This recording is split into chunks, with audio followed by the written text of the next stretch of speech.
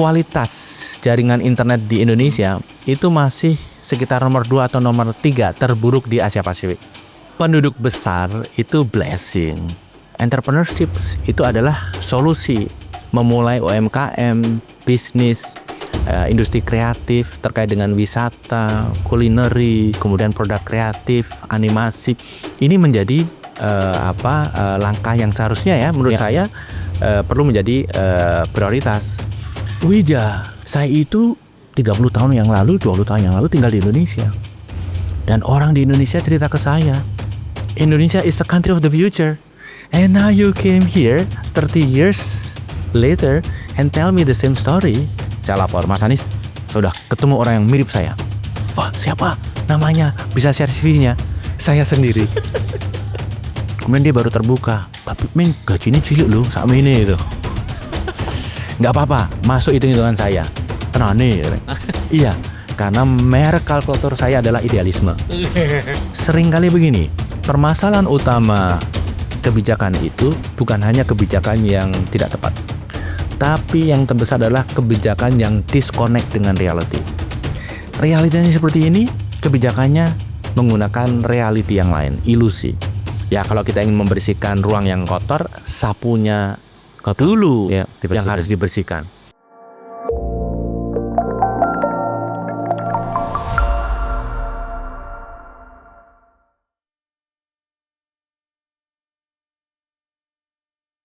Oase menghadirkan para narator yang memiliki pengalaman di bidang edukasi, literasi, dan juga kepemimpinan.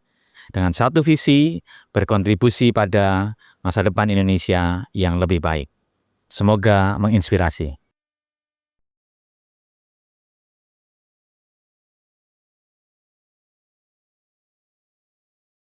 Halo teman-teman, kita ketemu lagi di podcast Oase, dan di episode kali ini saya senang sekali karena saya ketemu kembali dengan sahabat saya waktu kita sama-sama sekolah di satu SMA. Dan beliau ini adalah seorang ekonom senior dari Universitas Paramadina Jakarta yang juga komisaris independen dari Indosat dan juga pernah menjabat sebagai staf khusus wakil presiden waktu itu Pak JK sedang jadi wakil presiden bidang ekonomi, Mas Wijayanto Samirin. Apa kabar Mas? Baik Mas Iwa. Terima kasih sekali ya sudah berkesempatan saya minta waktunya untuk ngobrol di podcast saya di Oase kali ini. Ya senang, saya juga sedang butuh oase. Oke, terima kasih Mas. Saya ingin mulai sedikit dari hal yang sifatnya lebih personal. Mas Wijayanto lulus SMA, kemudian masuk ke Teknik Sipil UGM, dan kemudian setelah itu sekarang di titik sekarang ini menjadi seorang ekonom senior, sangat menguasai dunia ekonomi. Nah, mungkin bisa cerita nih Mas, perjalanan dari mulai pilihan di Teknik Sipil, setelah itu kemudian Mas Wijayanto tadi sebut di backstage disebut sebagai investment banking. Seperti apa nih? Bisa cerita dikit? Iya, sebenarnya memang kesimpulan dari perjalanan saya itu ya kita berharap kita mendesain, tetapi kadang-kadang memang yang di atas yang menentukan jalan. Dan seringkali yang ditentukan itu adalah jalan yang tidak pernah kita perkirakan dan jalan yang lebih menyenangkan, lebih menantang, lebih fulfilling. Oke. Nah, saya bersyukur dengan apa yang saya jalani. Jadi saya sekolah teknik sipil, kemudian saya kerja praktek di Jakarta. Nah, waktu saya kerja praktek, itu saya heran, kok ada orang ngantri di satu tempat panjang sekali dan jadi berita besar di berbagai media. Ternyata orang ngantri beli saham. Kalau tidak salah waktu itu IPO Telkom kalau tidak salah. Nah, kemudian saya dalami saham itu apa gitu kan. Ternyata pasar modal. Menarik sekali. Jadi, saya yang waktu itu masih kuliah teknik sipil, saya sudah mulai banyak mendalami tentang dunia capital market. Sebelumnya banyak membaca buku ekonomi ya, karena berinteraksi dengan teman-teman dari Fakultas Ekonomi, ya Mas Anies, Mas Elan, dan lain sebagainya. Nah, sehingga saya berpikir, wah menarik juga nih kalau setelah lulus masuk ke pasar modal. Karena ini dunia yang menurut saya sangat dinamis dan waktu itu the future of Indonesia ada di situ. Nah, saya lulus, saya kerja di bank sambil mencari peluang untuk bisa masuk ke capital market. Nggak gampang, karena nggak punya background pasar modal sama sekali. Sampai akhirnya ketemu dengan kakak angkatan. Saya sebut namanya, Mas Hamdan. SMA 1 juga. Yang dia ketinggalan pesawat mau pulang ke Jakarta dari Jogja, sehingga harus beli tiket kereta api dan kok ia duduk di sebelah saya. Sehingga diskusi tentang capital market, dia waktu itu kerja di pasar modal dan dia mengatakan perusahaannya sedang butuh. Akhirnya saya direkomendasikan dan saya masuk. Di Makindo Securities, kemudian pindah ke ABN AMRO Asia Securities, kemudian terakhir di Farallon Capital, ini hedge fund. Nah, kemudian ternyata bidang pasar modal itu tidak cukup fulfilling bagi saya. Karena ada sesuatu yang kosong gitu ya. Nanti akhirnya terbuka ketika suatu saat saya terlibat dalam proyek IPO Bank Mandiri. Untuk meningkatkan value saham perusahaan itu, maka kita mencoba meng-create story yang menarik. Jadi IPO, kemudian nilai saham, it's about story. Sebenarnya, growth story. Nah, kita mencoba meng-create growth story. Apa yang kita lakukan? Kita meng-create apa yang namanya bank insurance. Jadi kolaborasi antara asuransi dan bank, sehingga nasabah bank, bisnis bank itu menjadi target market perusahaan asuransi.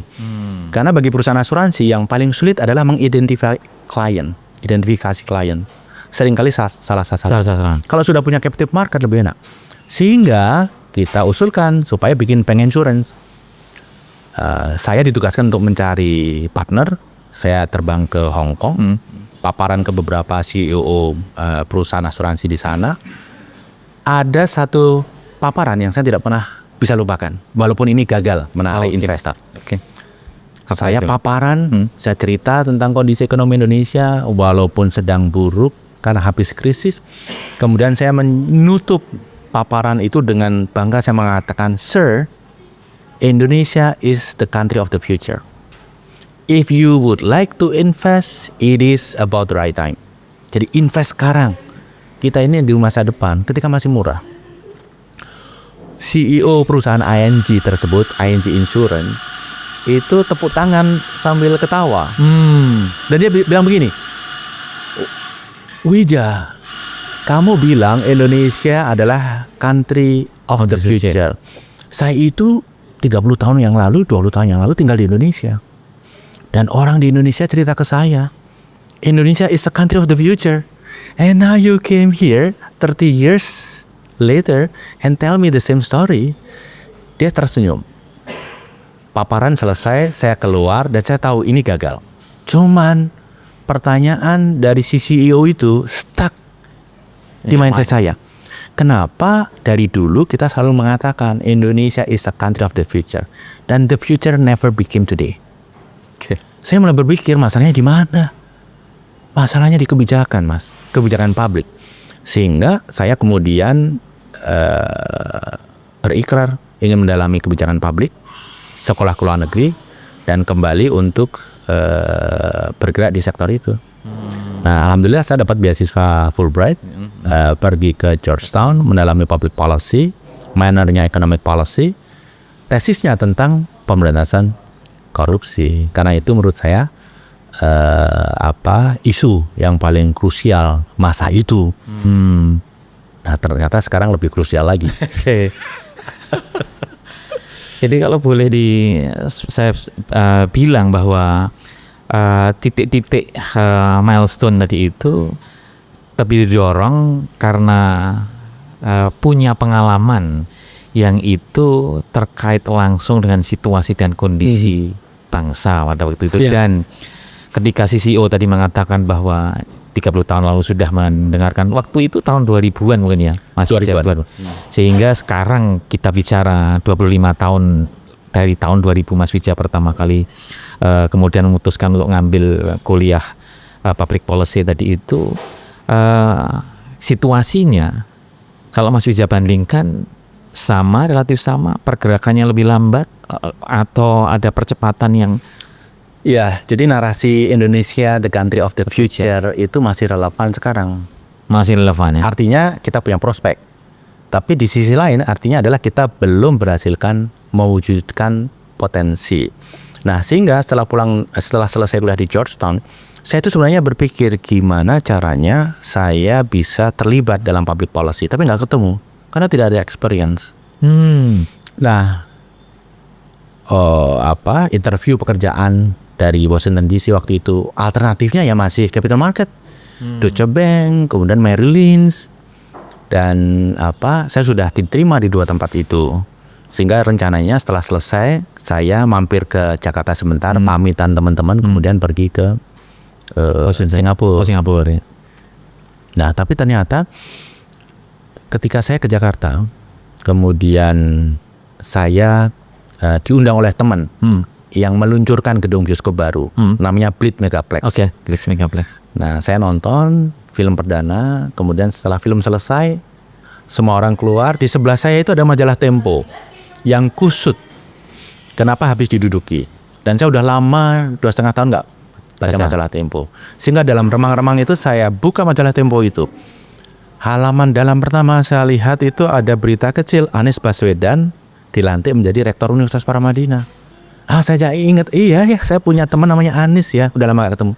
Saya WhatsApp Anies, ingin ketemu.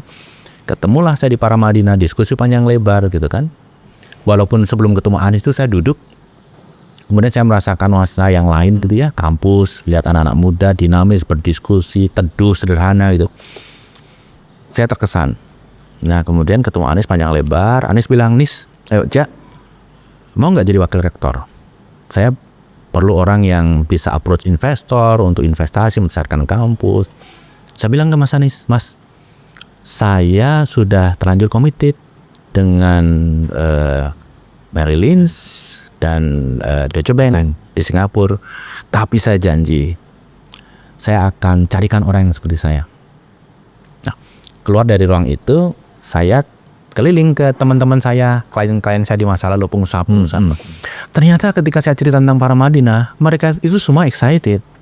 Karena ini merepresentasikan mindset Islam yang moderat, maju. Sehingga saya mulai berpikir, wow, ini jangan-jangan merupakan pintu masuk saya untuk mewujudkan mimpi public policy ini segala macam. Akhirnya saya yakinkan, ya, this is the way. Saya kembali ke Mas Anies, saya lapor, "Mas Anies, sudah ketemu orang yang mirip saya." "Oh, siapa? Namanya? Bisa share CV-nya?" "Saya sendiri." Loh, kemudian dia tanya, "Wija, kok akhirnya mau?" Ya, saya lihat ini sesuatu yang worth it to think. Kemudian impactful. Saya kerja tidak pernah mencari posisi, tidak pernah mencari gaji, tapi yang saya cari adalah impact. Tapi eksesnya ya posisi dan income gitu. Kemudian Anies tanya, "Bener nih?" Kemudian dia baru terbuka, "Tapi Ming, gajinya cilik loh, sama ini gitu." "Nggak apa-apa, masuk hitung-hitungan saya." "Tenane." Gitu. "Iya, karena merek kalkulator saya adalah idealisme." Akhirnya kami membesarkan Paramadina dan berinteraksi sampai sekarang.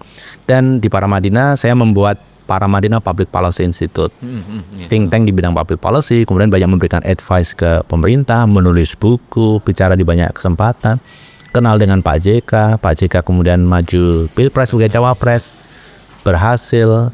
Saya jadi tim sesnya kan waktu itu, kemudian jadi staf khusus bidang ekonomi, and the rest is history. Mas Anies gubernur, saya bantu. Mas Anies Pilpres, saya bantu. Nah, sekarang. Oke. Jadi memang kalau boleh saya kuatin, memang ada peristiwa-peristiwa yang kemudian mendorong Mas Wija sampai pada satu titik di mana cita-cita atau keinginan atau mimpi itu bisa terrealisasi gitu. Betul. Saya percaya bahwa hidup kita itu ditentukan oleh luck. Tapi luck itu ada formulanya. Luck is opportunity times capability. Jadi luck itu adalah kesempatan dikali kemampuan. Jadi kita harus selalu memperbesar kesempatan yang datang dengan cara banyak berinteraksi, networking, dan kita harus mendongkrak kapasitas dan kemampuan kita. Kalau kita tidak bergaul, nggak ada kesempatan.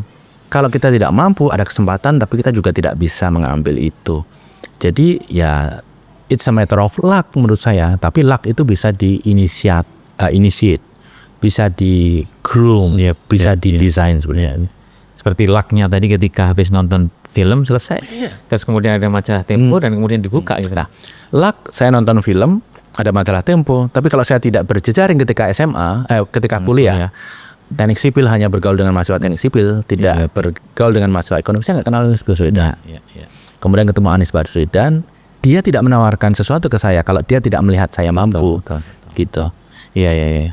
Oke Mas, saya sekarang coba masuk nih ya ketika sekarang mulai dari bagaimana kemudian berkecimpung di public policy. Bahkan sekarang tadi Mas Wijak katakan mendirikan Paramadina Public Policy Institute ya. Nah, gimana nih sebetulnya kalau kita ngelihat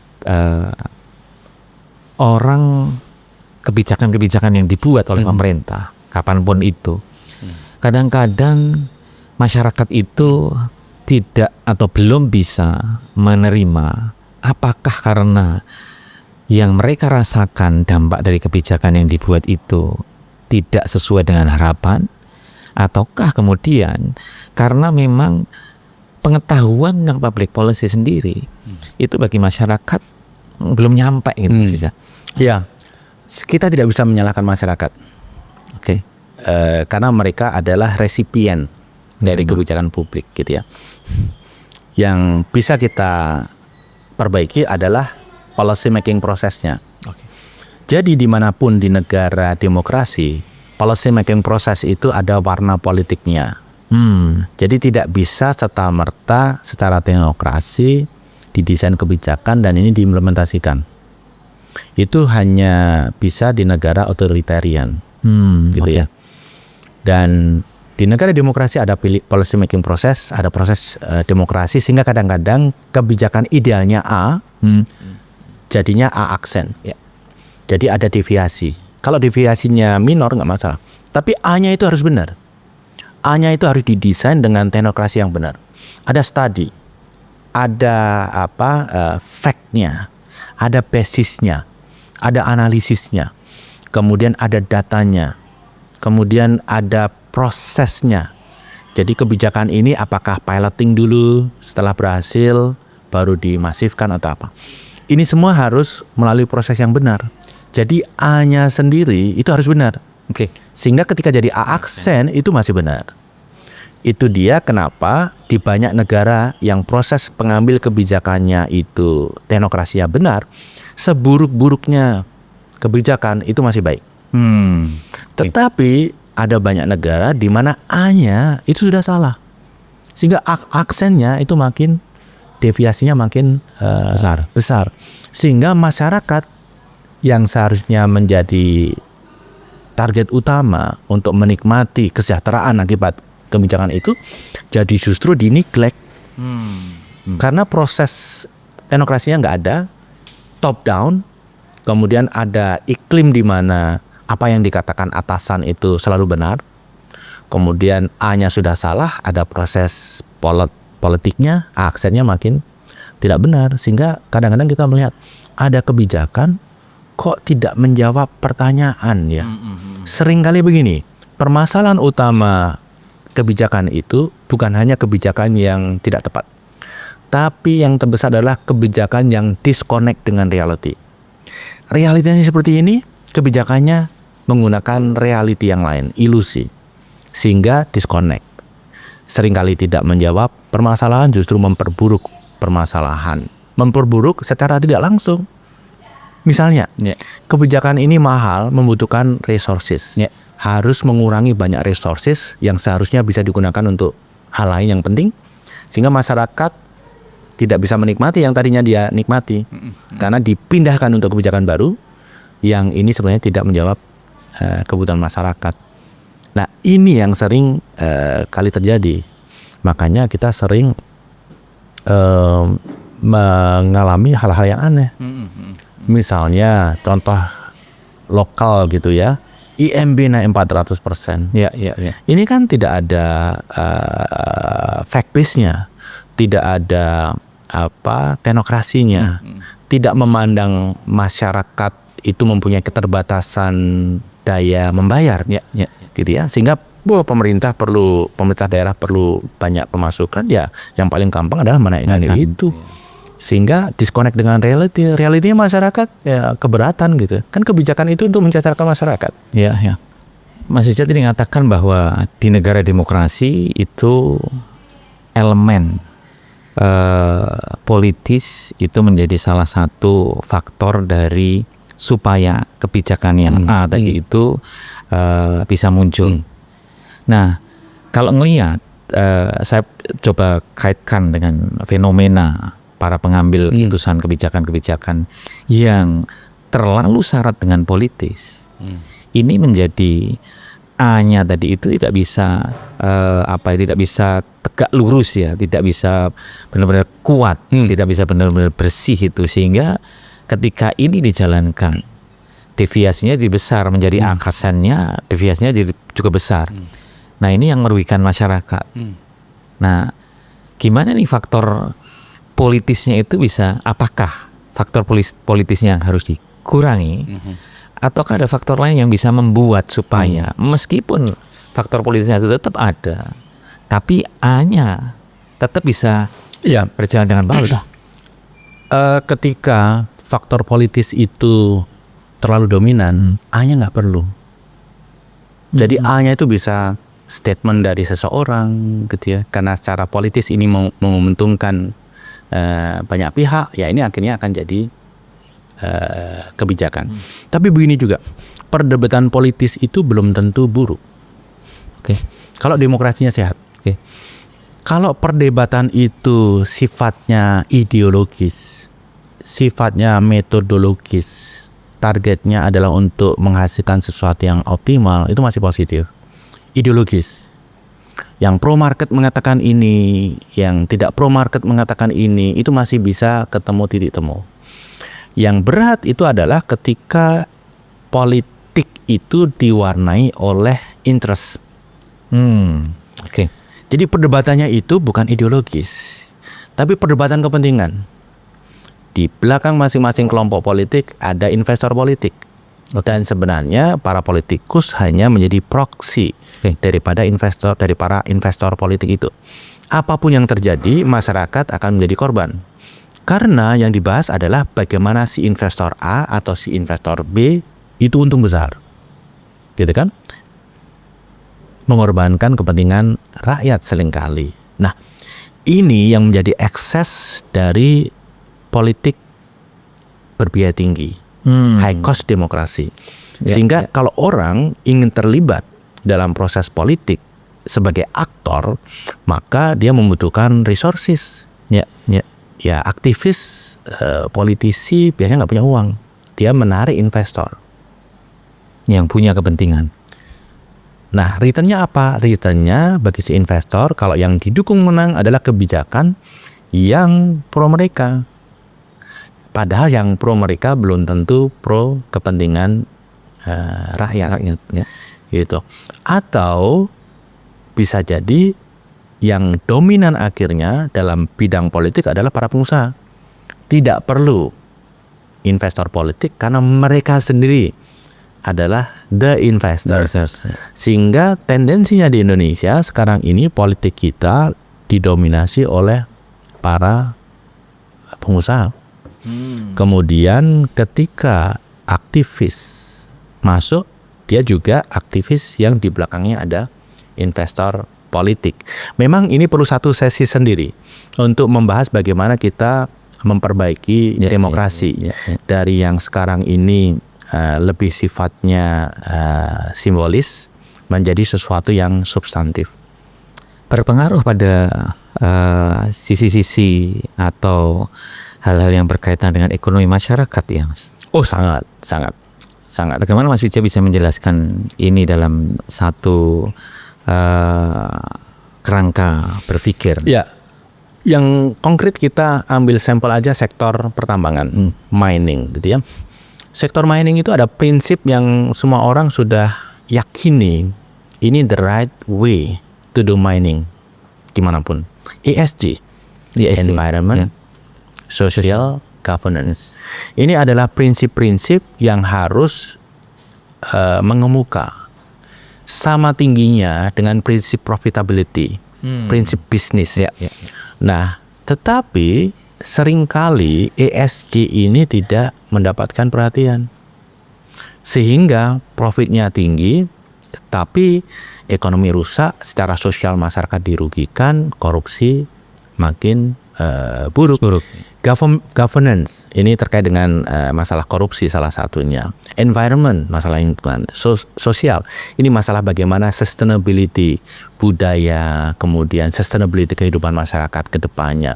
Sehingga kita sering melihat kasat mata suatu daerah fokus pada pengembangan pertambangan, GDP daerahnya, GDP regionalnya, PDRB-nya itu tinggi sekali. Tumbuh 30%, tumbuh 40%, tapi masyarakatnya makin miskin. Artinya apa? Iya, aktivitas ekonomi di situ meningkat, tetapi yang menikmati bukan masyarakat lokal. Petani makin terpuruk karena sawahnya makin tidak subur, makin kecil. Kemudian mereka yang tergantung pada sektor perikanan laut, nelayan, itu juga makin sulit. Karena apa? Buangan limbah ke laut itu membuat ikan mati. Kalau harus menangkap ikan tadinya cukup 2 kilo, sekarang harus 50 kilo. Lebih mahal lagi bahan bakar. Jadi kita semua tahu prinsip-prinsip yang benar untuk melakukan hampir semua aktivitas ekonomi di berbagai sektor.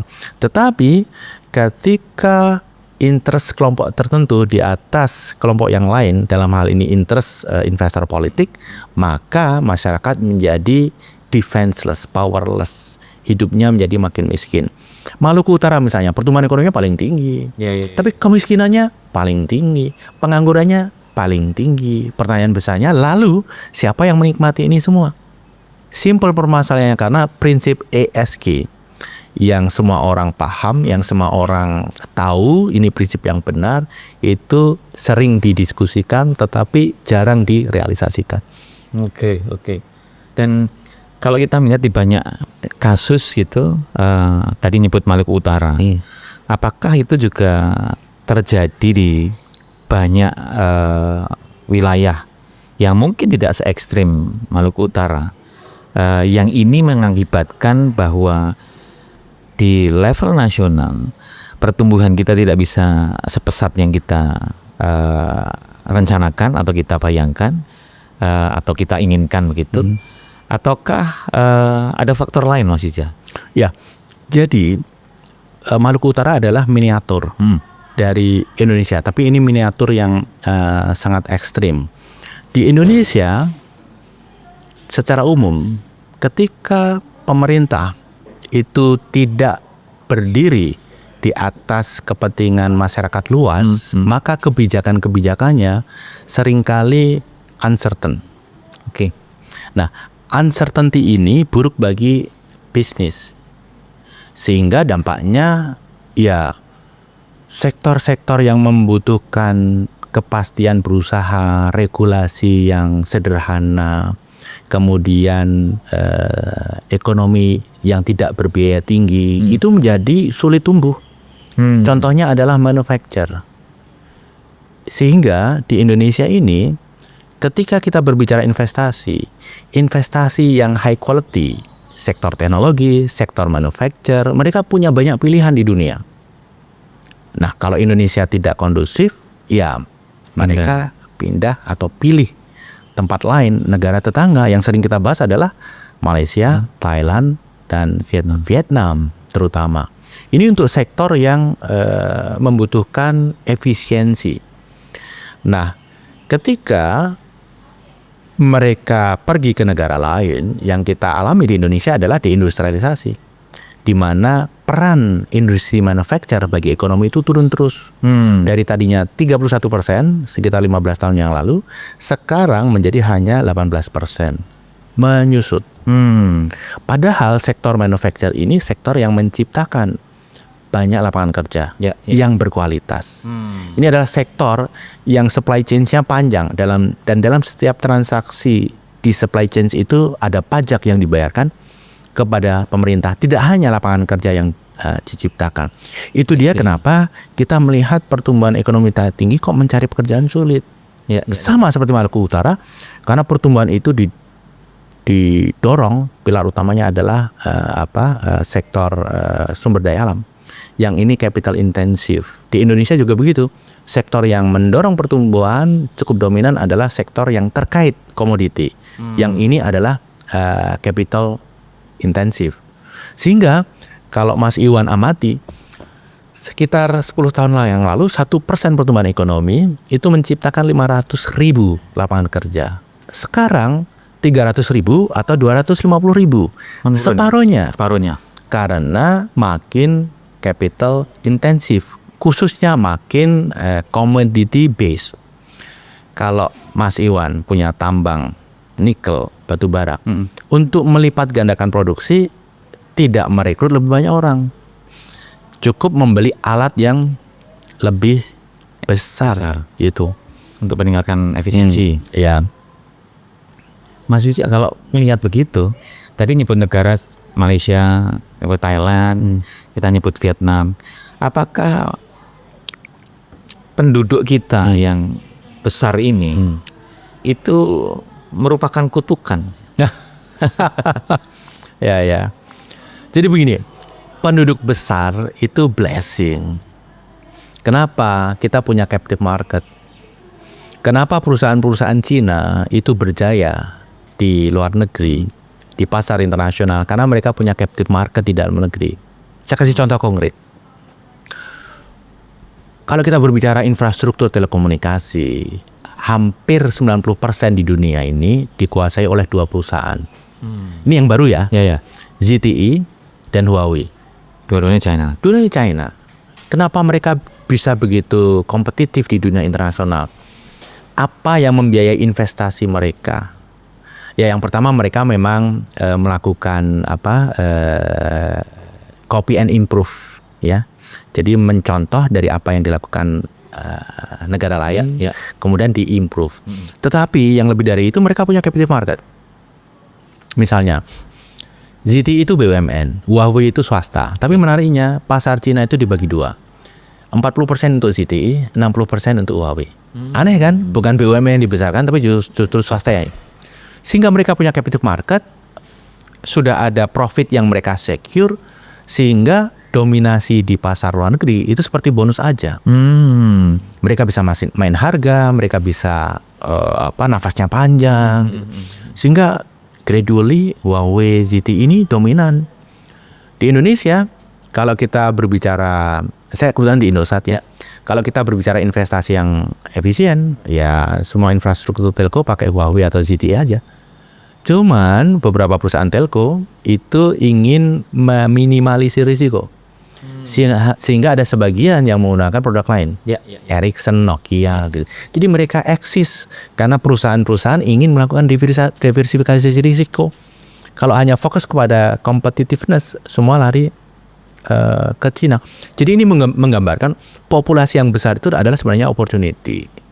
Misalnya kereta cepat. Sekarang siapa yang bisa mengalahkan Cina? 10 tahun yang lalu kita masih bisa argue bahwa kereta Jepang itu lebih canggih dari Cina. Sekarang tidak. Cina sudah lebih canggih daripada Jepang. Kalau saya reguler ya ke Cina gitu ya, setiap saat saya naik kereta cepat mereka itu atau kereta komuter mereka, itu ada improvement yang kentara. Bahkan kalau kita bandingkan Wush dengan kereta Jeddah Mekah, itu improvementnya luar biasa, perbedaannya loh, dari kualitas, kenyamanan. Pada itu tipe yang sama, selisih beberapa tahun saja. Jadi memang Cina melakukan berbagai improvement. Nah, untuk bisa melakukan seperti itu kan perlu training ground. Mana? Iya, negerinya sendiri. Mereka membangun puluhan ribu jaringan kereta cepat yang ini bagi mereka menstimulus ekonominya, bagi mereka juga merupakan training ground bagi industrinya, sehingga ya mereka bisa ekspansi ke berbagai negara. Training ground tadi Mas Wisnya nyebut training ground, itu artinya ada ruang yang disediakan untuk kesalahan supaya daya saing mereka nanti bisa meningkat ketika pada satu titik mereka sudah siap untuk kemudian mengekspor, ekspansi ke luar negeri dan segala macam. Nah di kita, apakah itu tersedia? Satu, training ground. Dua, ataukah masyarakat kita itu terlalu berisik gitu ya? Untuk kemudian apa perubahan sedikit sedang dilakukan seolah-olah itu harus sudah jadi beres besok gitu. Ya, ini perlu keberpihakan. Karena kalau pemerintah itu view-nya jangka pendek, dia hanya ingin melihat dalam 5 tahun ini kita sudah membangun apa. Jadi tidak berpikir kita membangun apa dengan apa, hutang, menggunakan apa, produk impor. Kalau pemerintah melihatnya 10 tahun, 15 tahun, 20 tahun, yang dibangun adalah industri. Kita punya kereta cepat, tidak harus tahun ini, tidak harus tahun depan, 5 tahun, 10 tahun dari sekarang. Tetapi lokal kontennya makin bagus misalnya. Jadi menurut saya, salah satu yang kental di Indonesia adalah siklus berpikir pemerintah itu 5 tahunan, bahkan kurang dari itu. Karena dipengaruhi oleh siklus politik ya. Sehingga 2 tahun setelah memimpin harus sudah mendeliver sesuatu. Sehingga nanti ketika mau pilpres lagi atau pileg lagi, pilgub lagi, itu sudah ada sesuatu yang dibanggakan. Sehingga dampaknya adalah perubahan-perubahan yang sering kali difokuskan itu kosmetik, bukan struktural. Kalau struktural itu Xi Jinping ketika menjadi Perdana Menteri, dia kemudian Presiden, dia kemudian menggelorakan China 2025. Ini sekitar 15-20 tahun yang lalu. Ya. Jadi trajektorinya panjang. Supaya produk China itu dominan di tahun 2025, ini yang harus dilakukan. Pertanyaannya, apakah kita membutuhkan kepemimpinan yang 30 tahun, 40 tahun seperti di Cina atau seperti zaman Pak Harto? Menurut saya tidak.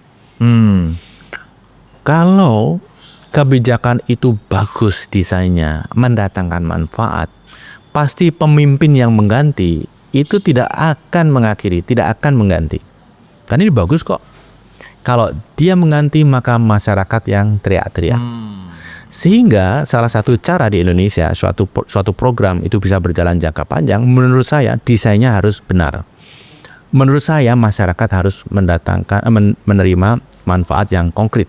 Sehingga pemimpin yang terpilih atau ketika akan pilpres misalnya janjinya bukan saya akan mengganti program ini dengan ini. Saya akan melanjutkan program ini karena ini bagus. Dan rakyat akan memilih karena komitmen itu. Jadi kembali ke pertanyaan awal, populasi yang besar ini adalah benefit. Tapi begini Mas Iwan, kalau kita membahas belajar dari sejarah panjang bangsa-bangsa, negara dengan populasi kecil itu bisa menjadi kaya raya lompat ke sektor jasa. Seperti Singapura, kemudian Luxembourg, kemudian Monaco gitu ya. Tetapi kalau negara dengan populasi besar, kita belajar dari sejarah dunia, itu harus selalu melalui industrialisasi. Setelah industri itu dominan cukup panjang, kemudian mereka baru migrasi ke services. Tapi ini high quality services, bukan sekedar services. Nah, yang kita khawatirkan Indonesia itu mengalami deindustrialisasi dini. Industri 31% ya peaknya dari GDP, tapi itu hanya setahun 2 tahun kemudian drop. Kita perlu di level itu sampai 10-20 tahun sehingga kita bisa mengklaim diri sebagai negara industri. Kemudian setelah itu kalau migrasi ke sektor jasa nggak masalah. Ini yang terjadi di Inggris, negara-negara Eropa, kemudian di Amerika Serikat. Ini yang sedang dilaksanakan oleh Cina. Jadi kalau kita belum mengalami industrialisasi yang stabil, kemudian mengalami deindustrialisasi dini, migrasi ke sektor jasa, kita tidak akan kaya. Kenapa? Sektor jasa itu tidak memproduksi sesuatu. Dia hanya mempermudah kita dalam mengakses sesuatu. Dia hanya membuat sesuatu yang diproduksi itu menjadi lebih eksotik, lebih nyaman. ujung-ujungnya produknya dari mana? Import. Nah, ini yang saya agak khawatir. Saya sebenarnya sangat mengharapkan itu pemerintah fokus kepada industrialisasi. Sejarah dunia mengatakan itu kok. Iya.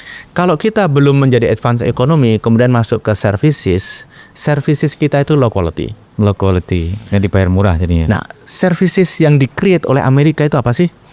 Accounting firm, investment bankers, advisory teknologi, IT, kemudian digital company. Iya. E-commerce itu services loh. Meta itu services.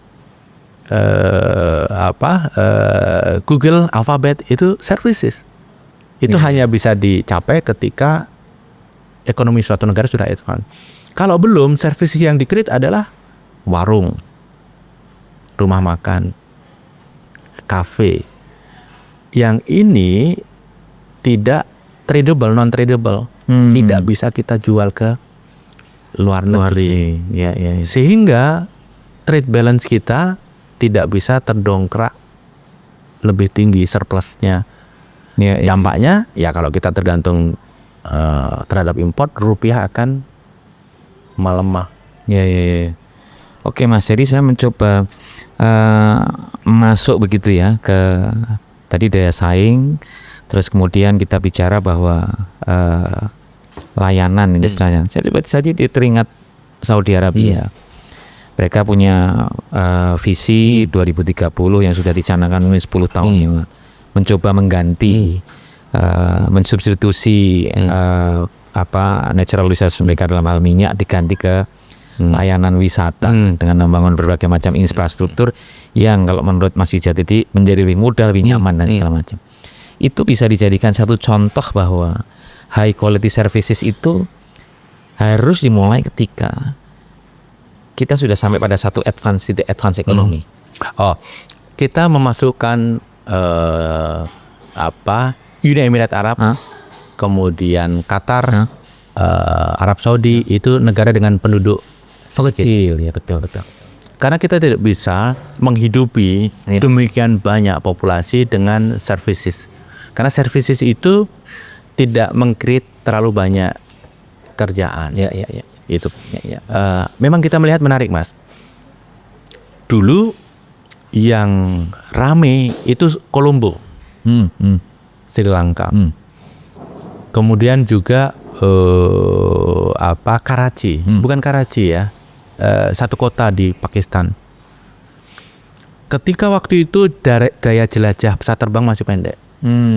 Jadi pesawat terbang kalau dari Eropa ke Indonesia itu harus mendarat di 2 tempat. Sebelum masuk Indonesia ke Colombo dulu. Ya. Nah, teknologi berkembang sehingga pesawat itu bisa terbang lebih jauh. Ketika Dubai membangun bandara yang bagus, kemudian Qatar, Doha membangun bandara yang bagus, hilang ini semua. Kenapa? Cukup satu titik. Dan Mas kalau Mas lihat, itu Dubai, Doha itu benar-benar di sentral Asia, Afrika, Eropa. Kalau mau terbang kemana-mana, hubnya di situ untuk nampung lebih banyak penumpang itu paling efisien. Sehingga ini sebenarnya sesuatu yang overlook. Bagi siapa? Bagi Turki. Makanya dia sadar sekarang baru mengembangkan Turki sebagai hub, Istanbul sebagai hub, kemudian bikin airlines gitu. Ini juga baru disadari sekarang oleh Arab Saudi, sehingga dia akan menjadikan Jeddah sebagai hub. Jeddah tidak kalah strategisnya dibanding Doha, cuman mereka telat. Nah, Mas juga lihat Arab Saudi secara serius memperbaiki layanan Saudi Air. Ya. Sehingga sekarang Saudi Air itu lebih banyak fleetnya, lebih efisien, lebih murah. Saya yakin ada subsidi itu. Kalau Mas cari penerbangan termurah, kemungkinan besar salah satunya. Dan servisnya sekarang sudah cukup bagus. Nah, Arab Saudi terlambat, tetapi masih beruntung. Terlambatnya nggak terlalu jauh. Saya rasa dia bisa catch up negara tetangga Doha atau Uni Emirat. Apalagi resoursinya lebih besar ya. Yang dibutuhkan adalah pemimpin yang visioner. Mas, Qatar, saya sering ke sana karena salah satu pemegang saham Indosat itu Uridu, bukan Qatar. Itu 25 tahun yang lalu nggak ada apa-apa itu mas. Dominasinya adalah peternak kambing itu mas. Itu ya. Nggak ada kota yang modern. Tapi kemudian ada raja yang visioner dan membuat kebijakan ini akan menjadi hub transportasi. Dia welcoming pekerja migran asal berkualitas, pajak dinolkan sehingga bisnis bertumbuh gitu. Qatar Airways itu di subsidi dengan tarif yang murah. Yang penting adalah mereka bisa mengirim penumpang ke Qatar. Kemudian Qatar itu bikin hotel-hotel bagus, terjangkau, convention sering dilakukan di sana. Multinational company kalau bikin annual meeting sering kali di situ. Kenapa? Dari berbagai negara ketemunya paling enak di situ. Jadi kalau saya pas ke sana sering kali satu hotel ini ada meetingnya Chevron, meetingnya ini, meetingnya pusat pengembangan global di situ. Nah ini visi yang dimiliki oleh seorang pemimpin. Ya, Qatar punya LNG besar, tapi ini akan habis. Uang LNG-nya digunakan untuk apa?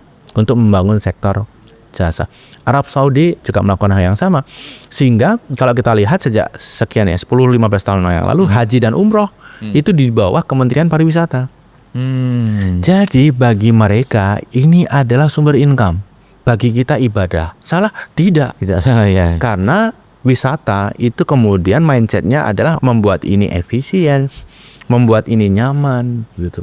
Kereta dibikinin segala macam, kemudian Mekah itu dibuat sedemikian rupa bisa menampung 6 juta. It's mean revenue bagi mereka. Dan ini nggak salah gitu. Karena yang mau beribadah haji juga terfasilitasi. Ngantrinya tadinya puluhan tahun menjadi lebih pendek, singkat. Jadi mindset yang benar itu menurut saya krusial. Saya ingin balik ke Indonesia gitu dalam skup yang tidak sebagai satu negara, tapi dari local government, local leader. Kita bicara kota, kabupaten, tentu banyak. Dulu pernah saya ingat majalah Tempo pernah bikin satu setiap akhir tahun itu bikin bupati, wali kota berprestasi, inspiratif gitu ya. Artinya bagaimana menumbuhkan daerah-daerahnya itu.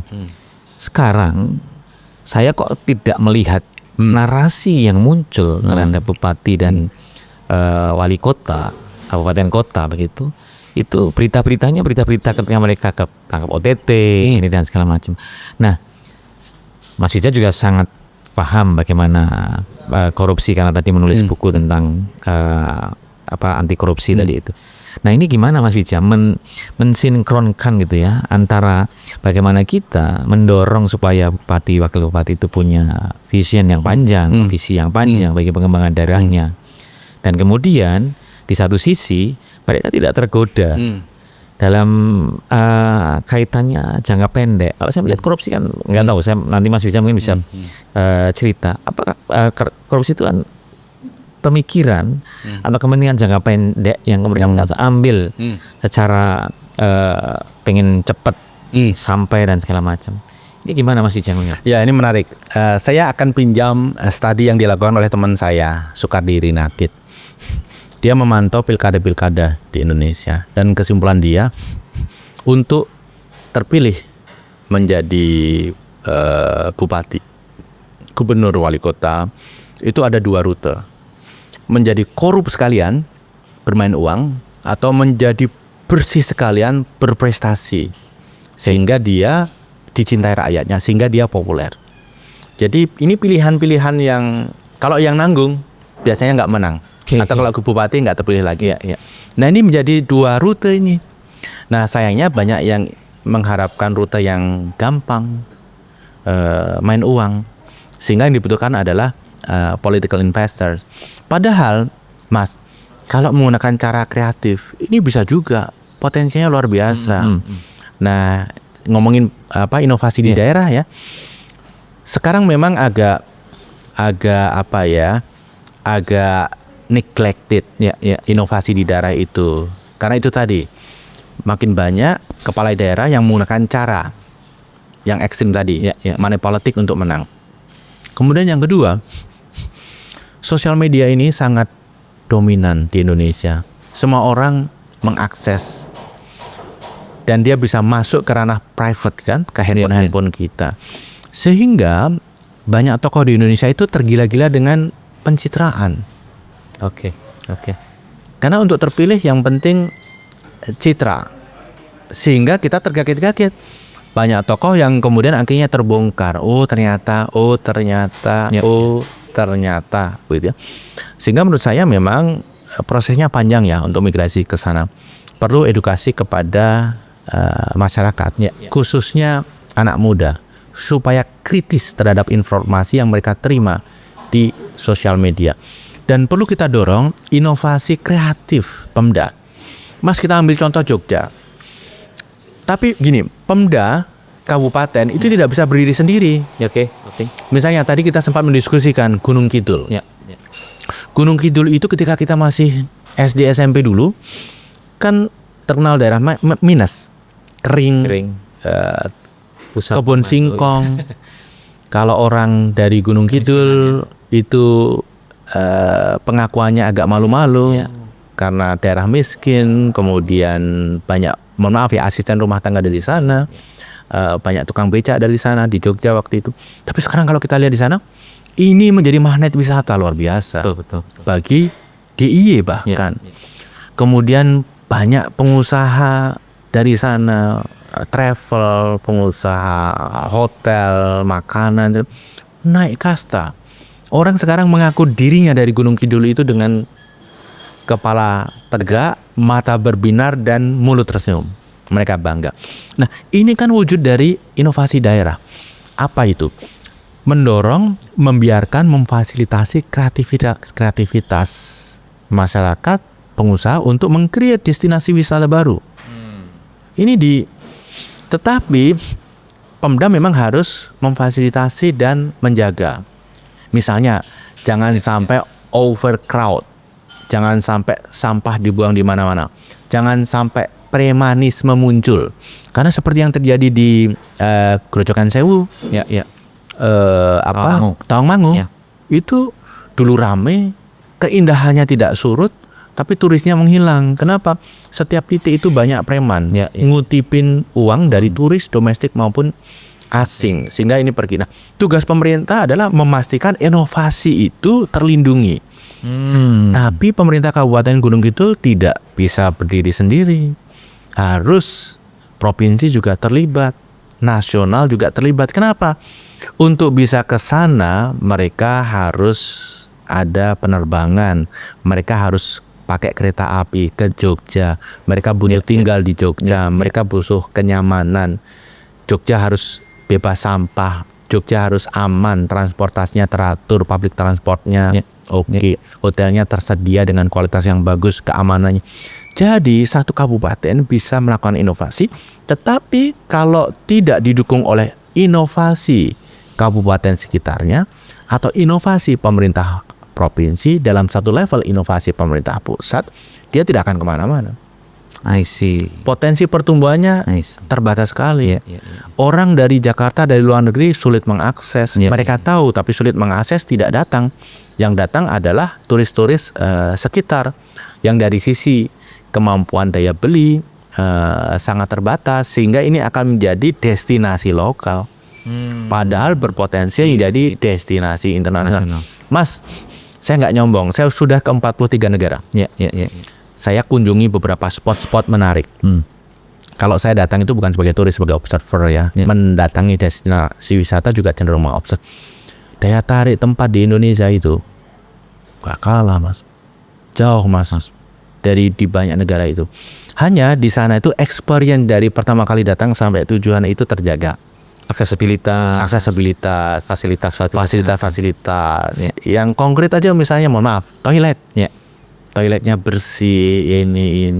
Sehingga kalau di Indonesia itu kita mau pergi ke sana, kita berpikir nanti kita setornya di mana. Karena hanya tempat-tempat tertentu saja yang layak gitu ya. Nah, ini contoh sederhana, tapi juga ini standar hotel, standar hospitality, kualitas makanan, hygiene, kualitas souvenir itu. Mas Iza, saya pengen sekarang masuk ke bagian terakhir di mana kita ngelihat nih sebagai ekonom, lihat situasi kondisi ekonomi sekarang, kemarin, dan kemudian dalam waktu, taruhlah kita bicara 3-4 tahun, 5 tahun yang akan datang sampai 2030 gitu misalnya, ada concern terutama pada anak muda, apa yang mereka harus lakukan? Karena dari data, kalau saya coba baca, bahwa tingkat orang mencari kerja cukup tinggi, tetapi ketersediaan lapangan kerjanya semakin terbatas, artinya di sektor formal. Sementara kalau mereka lari ke sektor informal, kapasitas mungkin, terus kemudian iklim, supporting sistemnya tidak seperti yang diharapkan. Apa nih pesan-pesan Mas Wiji? Ya, saya melihat tahun depan itu akan relatif mirip dengan tahun ini. Kemudian tahun-tahun berikutnya kalau tidak ada inovasi kebijakan yang luar biasa, itu akan relatif sama. Kenapa? Karena sifatnya struktural. Deindustrialisasi, iklim usaha. Jadi kalau anak muda berharap lulus kemudian melamar pekerjaan, itu harus siap-siap waiting list yang lama. 3 tahun, 4 tahun, 5 tahun belum dapat kerjaan. Dapat pekerjaan pun tidak sesuai yang diharapkan. Jadi ya menggunakan creativity, entrepreneurship itu adalah solusi memulai UMKM, bisnis, industri kreatif terkait dengan wisata, kulineri, kemudian produk kreatif, animasi. Ini menjadi langkah yang seharusnya ya menurut saya perlu menjadi prioritas. Jadi situasi di mana lulus kuliah seperti kita dulu, kemudian melamar pekerjaan, interview di banyak perusahaan, itu menurut saya perlu ditinggalkan. Kalau bisa lulus, bolehlah bekerja setahun 2 tahun untuk mencari pengalaman, tapi mindset untuk memulai bisnis baru itu menurut saya perlu didorong, didongkrak. Karena dengan teknologi semuanya bisa dijalankan dengan relatif efisien. Akses ke market lebih terbuka dengan e-commerce, platform dan lain sebagainya, e-platform. Ini yang harus menjadi mindset anak muda. Sektornya apa? Tadi pariwisata, kuliner, experience, industri animasi, industri produk seperti podcast, kemudian jual beli online, energi terbarukan, lingkungan. Ini area-area yang menurut saya hijau, sangat subur, dan anak-anak muda kita harus mengejar itu. Anak saya juga barusan lulus kuliah ya psikologi, kemudian sempat kerja 2 tahun di satu consulting firm internasional dan keluar, dan dia sekarang belajar psikologi profesi, ke depan akan klinisi. Dan ketika saya tanya rencananya akan jadi apa, ya saya akan menjadi practicing psychologist, tapi saya juga akan menjadi aktivis sosial. Saya akan menjadi public intelektual. Nah, saya senang dengan pilihan-pilihan seperti itu. Ada risiko memang, tapi ini menjanjikan sesuatu yang lebih impactful daripada sekedar bikin CV, sebar ke kementerian ingin jadi ASN, atau sebar ke BUMN ingin bekerja di situ. Itu nggak masalah, tetapi jujur kita lebih banyak perlu mereka yang meng-create opportunity, karena opportunity yang semakin terbatas di Indonesia. Itu mulainya mesti dari mana? Artinya dunia sekolah, pendidikan di level SMA, SMK ini menyumbang. Kalau saya juga ingat data bahwa penyumbang pengangguran terbuka terbesar lulusan SMA dan SMK. Ini ada apa nih Mas Wiji? Penganggur terbesar dari sisi persentase adalah lulusan SMK. Sekolah kejuruan, artinya dididik untuk menguasai satu skill yang spesifik. Yes. Tapi itu pun penganggurannya tinggi. Artinya apa? Edukasi ini gagal menyiapkan skill yang dibutuhkan, yang relevan dengan kebutuhan. Disconnect dengan kebutuhan saat ini, apalagi kebutuhan masa depan. Jadi menurut saya memang pemerintah harus memperbaiki kurikulum harus di-adjust tidak hanya dengan kebutuhan saat ini, tetapi proyeksi kebutuhan masa depan, set of skill-nya itu harus di-adjust. Karena saya juga masih melihat ya ketika saya di kantor Wapres sebagai staf khusus di berbagai lembaga training. Apa itu namanya? Di daerah itu punya lembaga training. Pusdiklat. Pusdiklat Ya. itu. Kurikulumnya itu PLK. Kurikulumnya itu masih seperti fotografi, memotret, tapi masih konvensional. Padahal sekarang udah digital. Kemudian masih seperti sablon, yang masa lalu. Ya. Kemudian skill-skill yang masa lalu sekali. Ini harus di-adjust. Sayang sekali kalau tidak, maka pendidikan kita, training kita akan menciptakan pekerjaan bagi dosen, bagi guru. Oke. Tapi bagi alumninya dia akan kesulitan mendapatkan pekerjaan.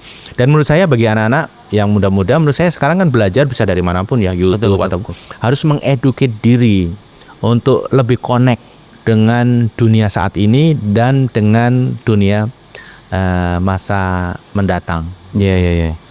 Gimana dengan digital ekonomi, Mas Wijaya? Digital ekonomi opportunity-nya luar biasa. Apalagi untuk Indonesia yang sangat diverse, Indonesia yang secara geographical itu sangat menantang. Digital itu adalah salah satu opportunity untuk mengakumulasi resources dari berbagai tempat, kemudian untuk memasarkan, untuk mempromot ke berbagai tempat juga. Tetapi begini, supaya digital ekonomi ini bisa berkembang, ya pemerintah mempunyai tanggung jawab memperbaiki infrastruktur data, fiber optik kalau bisa mengcover seluruh Indonesia. Mas Iwan, saya di sektor telekomunikasi kualitas jaringan internet di Indonesia itu masih sekitar nomor 2 atau nomor 3 terburuk di Asia Pasifik. Oh ya? Mas jangan membandingkan kota besar. Melihat kota besar saja. Tapi kalau Mas ke daerah-daerah, kualitas internet itu masih sangat buruk. Ini PR besar. Karena apa? Ketika jaringan internet ke daerah-daerah dan daerah pelosok itu buruk, ini sebenarnya opportunity bagi anak-anak muda Gen Z di daerah itu untuk makin terlibat dalam digital ekonomi itu makin terbatas. Kemudian begini juga. Tadi kita sempat diskusi. Ini mereka yang bergerak di sektor kreatif itu sulit mendapatkan kredit. Ya.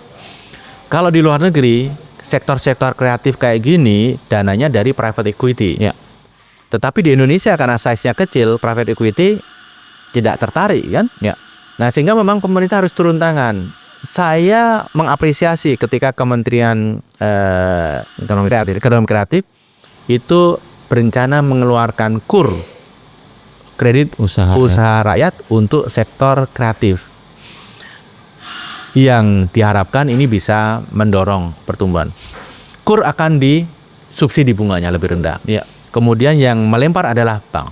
Yang saya khawatir, Mas, walaupun bunganya disubsidi, bank juga tidak akan serta-merta melempar kredit. Kenapa? Mereka takut dengan kredit macet.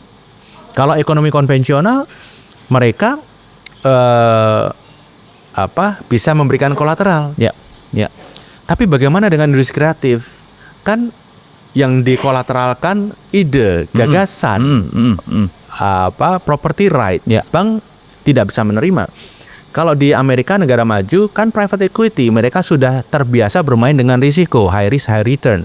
Semakin risikonya tinggi, mereka nggak masalah asal potensi returnnya juga tinggi. Sementara kalau kita menggantungkan bank seperti Kementerian Industri Kreatif tadi, saya khawatir ini tidak. Sehingga yang diperlukan adalah pemerintah dengan APBN-nya harus ikut masuk untuk tidak hanya mengurangi bunga, tetapi mengurangi risiko bagi bank. Jadi ada produk seperti Askrindo, Jamkrindo, Jamkrida yang mereka memberikan asuransi risiko kredit kepada bank. Kalau pemerintah bisa membantu dengan menyiapkan anggaran untuk itu, saya rasa tidak akan begitu besar. Ini akan membuat apa yang diinisiasi oleh kementerian tadi itu bisa jalan. Karena bank lebih nyaman untuk memberikan. Jadi yang diberikan oleh pemerintah jangan hanya subsidi bunga, tapi juga saya mensubsidi penjaminan. Ya, ya. Syukur-syukur saya juga melakukan penjaminan. Ada risiko rugi, ya nggak apa-apa. Ini APBN, uang rakyat. Kalau digunakan untuk membangun ekonomi rakyat, ada risiko hilang, ya nggak apa-apa. Asal tidak ada korupsi di situ. Semuanya sesuai dengan prosedur yang sudah ditetapkan. Dengan adanya saya sebut penyakit gitu ya, korupsi yang masih begitu tinggi di Indonesia, itu membuat kalau saya memberikan istilah itu low trust society versus high trust society. Ketika sekarang ini apa yang kita obrolin di level idealisasi dan juga kemudian tataran implementasi prakteknya sekarang ini, adakah memang kita itu masih punya PR untuk kemudian meningkatkan level dari low ke high supaya konektivitas kepercayaan antar kita itu meningkat sehingga sebagai bangsa kita juga bisa bertumbuh? Ya, jadi justru korupsi itu merupakan problem utama kita. Kalau kita bedah ya, permasalahan kenapa bisnis di Indonesia tidak tumbuh seperti yang kita harapkan, terutama industri-industri yang high tech, yang high quality gitu ya. Saya rasa karena ada dua isu, kepastian hukum, kemudian kerumitan regulasi. Jadi kombinasi regulasi yang rumit dan hukum yang tidak pasti ini betul-betul membunuh opportunity bagi sektor-sektor yang kita harapkan untuk bertumbuh menjadi tidak tumbuh. Jadi memang deregulasi harus dilakukan, tetapi deregulasi yang tuntas. Penyederhanaan regulasi. Pemerintah kita berkali-kali melakukan penyederhanaan regulasi, tapi kenapa tidak ada dampak? Karena saya amati yang disederhanakan hanya regulasi. Setelah regulasi disederhanakan, beres. Harusnya kan regulasinya dan implementasinya. Yes. Jadi yang menjadi target end to end. Nah, kemudian yang kedua juga itu tadi kepastian hukum, masalah korupsi, oknum APH yang bisa bermain-main, memanfaatkan hukum untuk menekan si A, si B, si C, kelompok tertentu untuk kepentingan pribadi. Ini yang membuat iklim usaha kita buruk. Jadi tadi kalau Mas mengatakan, bagaimana sih kita memulai membersihkan Indonesia? Ya kalau kita ingin membersihkan ruang yang kotor, sapunya dulu yang harus dibersihkan. Kalau sapunya kotor tidak akan pernah bersih. Kita seolah-olah nyapu kerja keras tapi ruangnya nggak bersih-bersih. Kita nangkap korupsi di sana sini tapi korupsi baru tercipta. Kenapa tercipta? Karena proses bisnis tidak bisa jalan kalau tidak melalui proses korupsi. Jadi komplain para pengusaha itu begini, saya ngikutin regulasi saja sulit. Saya ini tidak ingin melanggar regulasi loh. Saya ingin bisnis sesuai regulasi aja sulit. Harus ada side money untuk kelompok tertentu supaya bisa jalan. Nah ini kan berarti sapunya belum bersih. PR panjang membersihkan Indonesia dari korupsi, tapi agenda utama prioritas adalah membersihkan sapunya. Baik Mas Ija, sebagai penutup nih kita sudah bicara 1 jam ngobrol tentang berbagai hal yang berkaitan dengan ekonomi. Sebagai closing statement, ada pesan bagi para pelaku ekonomi, khususnya anak-anak muda, kaitannya dengan bagaimana mereka menghadapi tahun-tahun ke depan seperti apa? Ya, jadi begini, kita banyak mendiskusikan risiko tadi. Kita banyak mendiskusikan hal-hal yang seolah-olah kok membuat kita pesimis. Sebenarnya tidak. Karena begini, dalam situasi seperti ini saja Indonesia tumbuh 5%. Sehingga kita harus berpikir bagaimana kalau kita bisa memperbaiki, bagaimana kalau kita bisa membersihkan. Kalau ini bisa di handle dengan baik, pasti pertumbuhan ekonomi akan lebih tinggi lagi. Tapi ini ranahnya pemerintah. Lalu bagaimana dengan generasi muda? Saya mengusulkan agar teman-teman Gen Z itu mulai melihat cita-cita, mimpi yang keren. Itu bukan mimpi menjadi pegawai negeri, pegawai BUMN, bekerja untuk satu institusi tertentu, tetapi bisa meng-create opportunity kerja minimal bagi dirinya, syukur-syukur bisa mempekerjakan orang lain. Apa itu entrepreneurship? Dan dalam era digital seperti sekarang ini, opportunity-nya terbuka lebar. Dan usul saya, jangan telat memulai. Hal-hal seperti ini bisa dilatih, bisa dimulai bahkan ketika mereka sedang kuliah. Memulai bisnis-bisnis sederhana dengan temannya, apakah kafe atau apa. Itu adalah training ground yang baiknya. Demikian Mas Iwan. Terima kasih sekali Mas Wijah atas obrolannya di hari ini. Selamat melanjutkan aktivitas sebagai peran Mas Wijah di Paramadina, di beberapa tempat juga di Indosat. Semoga sukses ke depannya, dan sekali lagi saya ucapkan terima kasih untuk waktunya. Demikian teman-teman sekalian, perbincangan saya yang luar biasa dengan Wijayanto Samirin, ekonom senior dari Universitas Paramadina yang juga seorang komisaris independen dari Indosat, dan ada satu hal yang belum saya sebutkan tadi, penasihat ekonomi dari Apindo. Semoga menginspirasi. Sampai ketemu di episode selanjutnya.